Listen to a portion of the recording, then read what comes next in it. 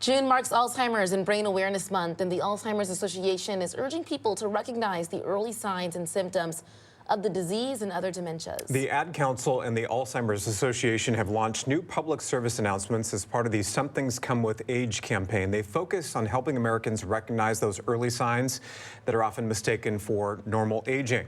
Joining us to continue the conversation is Dr. Carl Hill, who is the Chief Diversity, Equity, and Inclusion Officer for the Alzheimer's Association. Doctor, nice to have you with us this morning. Thank you for having me here. Of course. So walk us through the latest data on Alzheimer's disease and how it impacts daily life. What do the numbers show? I tell you, for the first time, more than 7 million Americans are living with Alzheimer's. Over 125,000 are living right there in Washington State, which represents almost 10% of all people aged 65 years and older. And so Alzheimer's is the sixth leading cause of death among people 65 years of age and older. And we estimate, by 2060, this could reach nearly 14 million if we don't advance treatments and reduce the prevalence of what we call modifiable risk factors for dementia. So this is a public health crisis, and we're excited to work with the Ad Council to get resources to people that they can use.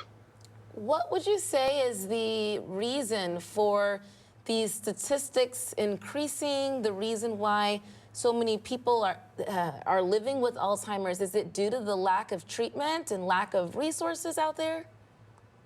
Yeah, people are living longer. We know that, and we know that the disparities as it pertains to cardiovascular health are continuing, and so we've got to get information to people in ways that they can actually understand what their risk is for Alzheimer's or another dementia, and what resources are available to them. That's the opportunity that we have with the Ad Council, and getting people to understand, what some of these early signs are in ways that are equitable, I might call them, ways that can be effective, ways that people can see themselves so that they can take action. So what are some of those early warning signs of Alzheimer's disease, and how do they differ from, signs of normal aging? Yeah, good question. I tell you, early warning signs could be, having trouble following a familiar recipe or keeping track of monthly bills. Anytime you see a loved one, struggling with familiar tasks or frequently forgetting important dates or names, it may be time to have a conversation. Think of it like this: typical age-related changes are, making a bad decision once in a while, or missing a monthly payment, losing things from time to time. But signs of Alzheimer's and, another dementia might include losing track of the date or an entire season, or just simply an inability to manage a budget. And so it's important that everyone understands these differences, that they have resources to have difficult conversations with family members and with doctors. And 10signs.org is a great place to be updated and to get some of this information. Why is early detection so critical here? Well, because for the first time,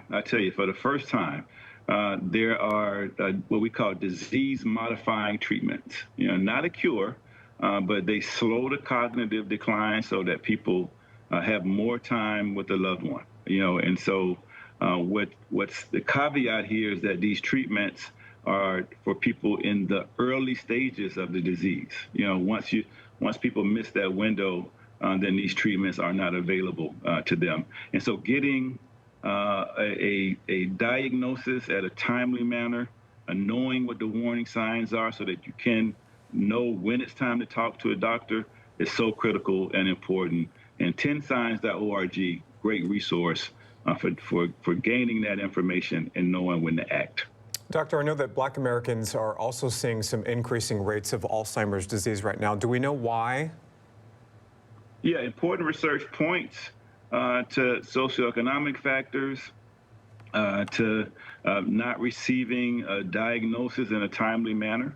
And then we know research is telling us what's good for the heart is good for the brain, and what's risky for the heart, puts brain health at risk. And unfortunately, Black African Americans disproportionately affected by diabetes, cardiovascular disease, hypertension. And so we've got to get our opportunity again is to get this information to these communities, to these populations in ways that are effective. And the PSAs with the Ad Council really take an equitable approach. We want Black African Americans to see themselves, in these PSAs, to, call us at the Alzheimer's Association, to go to 10signs.org, to feel included and valued so that they can take action in protecting their brain health. We're really excited about working with the Ad Council. Tell us about the new PSAs from the Some Things Come with Age campaign. What's that all about? Yeah, that's what I just mentioned. I tell you, it's getting this information out.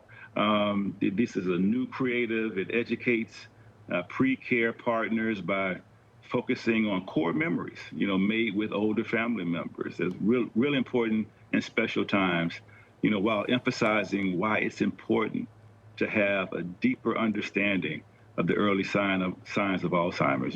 Highlighting subtle signs like, having trouble completing familiar tasks or, frequently forgetting important dates or events.